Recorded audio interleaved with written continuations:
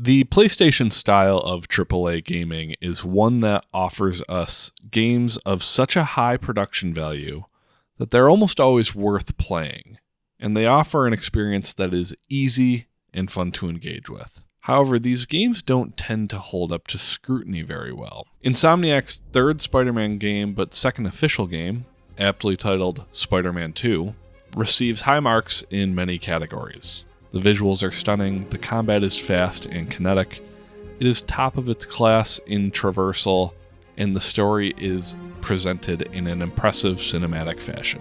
After an estimated 28 hours with the game, I 100%ed Spider-Man 2. I had fun throughout the entire game, and yet I can't shake the parts that I don't feel hold up to scrutiny. There are a lot of elements that may not bother others, but they fail to deliver in ways that would have made this game truly great. Let's start with the big differentiators between this game and the two that preceded it. Spider-Man 2 has you switching back and forth between Peter and Miles in a way that is reminiscent of GTA 5. Peter is struggling to deal with the aftermath of the first game, and he has the additional wrinkle of his friend Harry re-emerging from treatment for a rare disease that he has. Miles, on the other hand, can't write a 500-word college essay.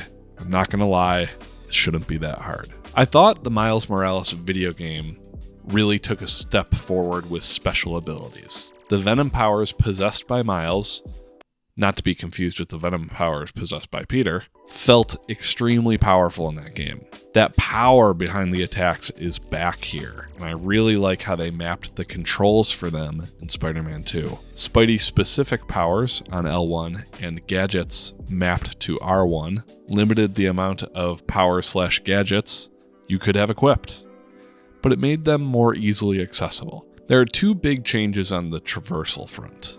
The main one being the wingsuit. I feel a little bit like a hypocrite when it comes to this thing. I used it, and I found it pretty fun to use. However, from a principled standpoint, I thought it took away from the Spider-Man of everything. I know there are examples of Spider-Man having this in movies and comics, but when you have the ability to use it whenever you want in a game, it distracts from the swinging. I did put my money where my mouth is with the other change. I turned the slider for swing assist all the way down. This allowed for a swinging experience that is much more akin to the original Spider-Man 2 on PS2. It's not one for one, and this choice definitely affected the smoothness of gameplay at points, but I was happy they were willing to trust me with a setting like this. Beyond these, any changes are not very noticeable. If I zoom out and look at the combat and gameplay as a whole, I'm sure there are small things my memory is preventing me from noticing, but I really think it functions just about the same. The Arkham combat is back, and I really don't mind its lack of originality. The combat system is simple, but it always has you on the move, making it an engaging system. I find it satisfying to pursue perfection in combat encounters.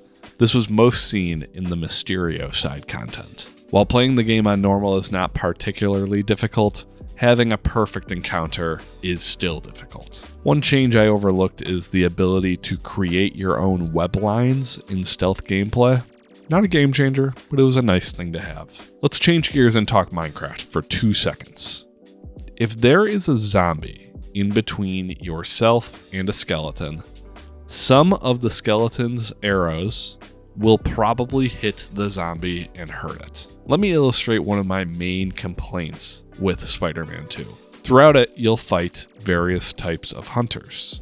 These are fodder enemies that Kraven sends your way. One of these enemy types will shoot a net that can wrap you up.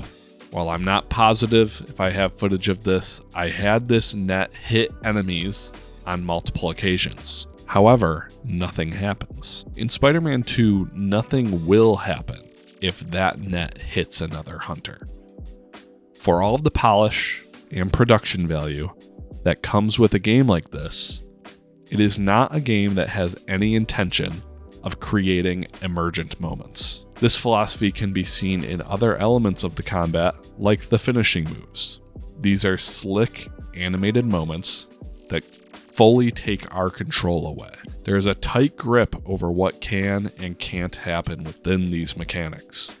As someone who loves a good emergent moment, it was a sin to see that that net would not trap one of the hunters if it hit them. I eventually want to talk about how the story and the gameplay interact with each other, but for now let's treat the story as the other side of the coin.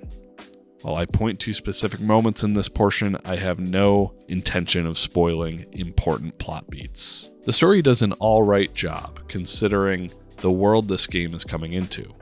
While it is not only the third Spider-Man game in this series, it is the sixth on-screen Spider-Man story in the last 5 years, 11th of the 2000s, and we have been completely inundated with superhero fiction for the last 15 years. I've always loved Spider-Man, and I still do, but it is certainly tough to get excited about one of these nowadays. On the positive front, the villains are a strong point in this game. The first game had the issue of just having too many villains for seemingly no reason, while this one blends the story of Kraven and Venom pretty well. Each villain goes through arcs that are different than ones I've seen before. Side content may present other villains, but they are kept mostly separate. The new take on Venom is a standout. The personal angle behind the character is more compelling than ones of the past, and when he's at full power, I really think he just looks amazing.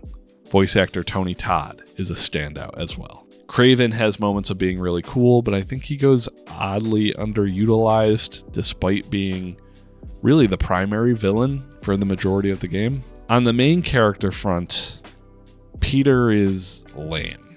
Let's actually cover one of my main complaints here. Peter, MJ, and Harry don't feel very much like people to me. This game tells me everything about them, but rarely shows it. There's a moment in this game where you go around and do really boring activities on Coney Island, during which the characters are pretty much just talking about what great friends they are and how badly they needed something like this. However, there aren't very many moments of these people actually being good friends to each other. They talk like the most overly friendly and sterile group of friends I've ever heard. I want characters in anything to be written in a way that reveals them to be endearing and interesting in good or bad ways. Every character in this game is seemingly defined by wanting to, quote, do good. The only time any character is conflicted by something is if they are corrupted by a supervillain. Harry and Peter talk about their wonderful and amazing dreams to, quote, heal the world. So boring. All this alleged dream brings to the game is the worst side activity in the game. It's seriously like these characters have gone through a filter 10 times over to make them as pure and inoffensive as they could possibly be. Personally, I prefer a jagged edge. This was a major problem in the Miles Morales game as well, but for what it's worth, I found Miles to be a significantly more compelling character compared to who he was in his own game and compared to Peter and the crew. His struggle is personal and selfish and complicated, and it leads to some of the best moments in the game. When presented as separate entities, the gameplay is great with very few reservations, and the story is pretty solid. It's in the moments where the story takes us to a place that takes us out of being Spider-Man that we get the worst moments of the game. I already mentioned the Coney Island segment as a story-focused gameplay segment. It has you doing all of these awkward carnival mini-games, and you do it for a long time. I was very bored during this. I left out that there are many other walking simmy moments. There are MJ missions where she has the most powerful taser ever created, and the worst bike riding I've ever done in a game. And they use it once in main story content, but then they use it again, and I think another time in side content. It's actually, I don't know why they thought this was a good idea. While I support games trying to make story moments more interactive, with moments like these, just give me a cutscene and let me get back to business, please. A common refrain I've heard is that the Spider-Man games should never take you away from being Spider-Man, because that's the most fun part. I want to fight against that, but I can't in this specific case. Take the Persona series, for instance. You have dungeon crawling, turn-based action, and you have the high school side of things that acts as a dating/friendship simulator. Both sides of this are good. It helps the pacing that it can go back and forth. I support secondary gameplay elements. They just have to be good enough. Sneaking through your high school with Harry is not good enough. Every one of these moments felt like padding, a roadblock that is preventing me from getting back to the game I actually want to play. And they are moments that will prevent me from wanting to replay this game one day. The side content of Spider-Man 2 is generally fun, and most importantly, it knows not to overstay its welcome. I felt the standout side story was the one about the cult. You fight along a fellow vigilante known as Wraith, and their motivation provides some of that messy and selfish conflict that I was craving from this game. The worst activity by far are the stations set up by Peter and Harry's foundation. I typically believe it is sacrilegious to use that skip puzzle button. Not because I think Insomniac puzzles are anything special. Rather, I feel I shouldn't support the idea that content should be skippable in the pause menu. If you feel the need to use the skip button, the content probably shouldn't be in the game. All of that being said, I used the skip button for these annoying activities. I saved all of them for the end of my 100% run, and it was because I didn't want to do them in the first place. I don't feel the need to point to specifics for other activities. Most of them are somewhat fun and inoffensive. From a storytelling perspective, they're all incomplete stories. Every conclusion leads to a post-credit type of tease about someone or something that may be in the next game. Some of these are more exciting than others. It would have been nice to have the loop closed on a couple of these. When I make a review, I support review scores. What I use is a 5-star, 5-point system. There are no half stars, but I can choose to add the modifiers of strong or weak to add some nuance. Before I score Spider-Man 2, let's discuss the first game one last time.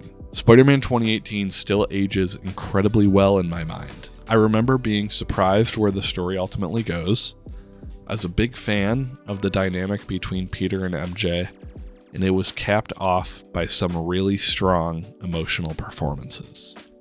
Sure, things like the constant police missions would probably be grating if I went back, but it still occupies a favorable space in my mind.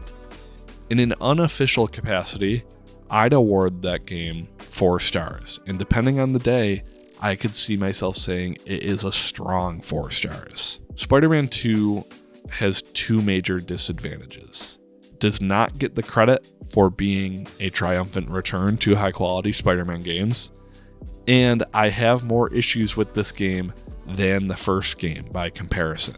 In my eyes, it's a lot like the first game, improved in many ways, yet more issues than what I can remember from that first game experience.